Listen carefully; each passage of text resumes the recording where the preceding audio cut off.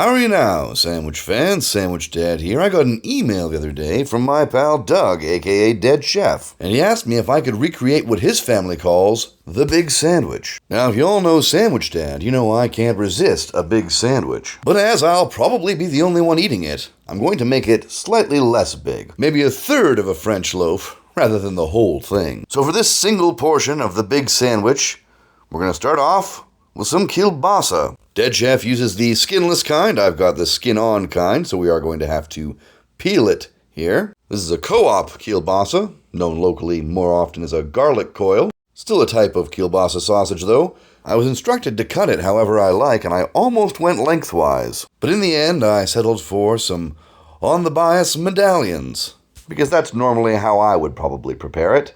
And then I'm going to fry those up in a nice hot pan with butter. To make it my own here, I'm going to add some Rave Barbecue Rub's Saskatchewan steak spice to it. I've been wanting to try this stuff, and I think this is the perfect opportunity. Once they start getting a bit of color, we're going to start flipping them here. Looking pretty good. Give them a bit of a shake and a toss. Get all that nice seasoning all over it. Okay. Time to build the big sandwich. This lovely bread. Now, Dead Chef said spicy brown mustard. I've got some nice sort of grainy mustard I'm going to substitute that with. I think it should still suffice.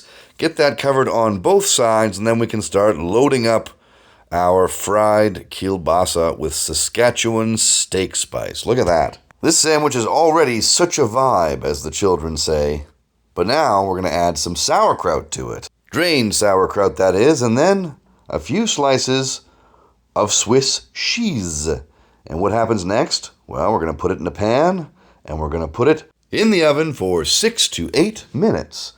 That's hot. We'll get our little cork here, and there it is. This is the big sandwich. We'll close it up. Stupidly not use a spatula, just continue to burn our fingers on our hot sandwich, but my goodness, doesn't that look absolutely gorgeous? Let's see about that cross-section. Cut diagonally and reveal. Come on. Thanks so much to Dead Chef for suggesting I make this. This is right up my alley, and I'm super excited to try it. Taste test.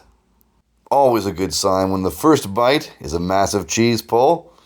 Fantastic. Of course, we do have to pay the cheese tax to our friend who is underneath us here. You can't see her just yet, but I'll show her a little bit later. As for the sandwich, super strong flavor. I might have dialed up the mustard a little bit too high, and I think even a bit more cheese would be great on this, but it's a spectacular sandwich. 100% craveable, 100% delicious, and I will 100% make it again. Thanks, Dead Chef. This has been The Big Sandwich from Sandwich Dad and Sandwich Dog. Good day!